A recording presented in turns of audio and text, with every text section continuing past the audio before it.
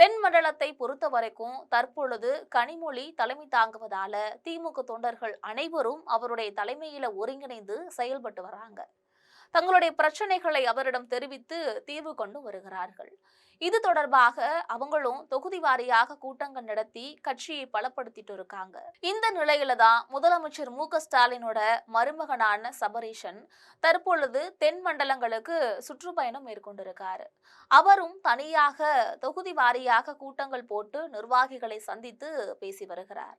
அவர்களிடம் குறைகளை கேட்டறிந்து வருகிறார். மேலும் அவர்களுக்கு வழிகாட்டி போல சில ஆலோசனைகளையும் தெரிவித்து வருகிறார்.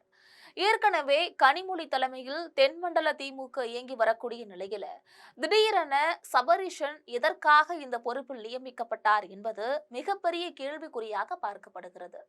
இதன் மூலம் தற்பொழுது தென்மண்டல திமுகவினர் மிகப்பெரிய குழப்ப சூழ்நிலையில ஆழ்ந்திருக்கிறார்கள். அவர்கள் கனிமொழியின் செயல்பாடுகளில் சபரீஷன் தலையிடுவதை விரும்பவில்லை.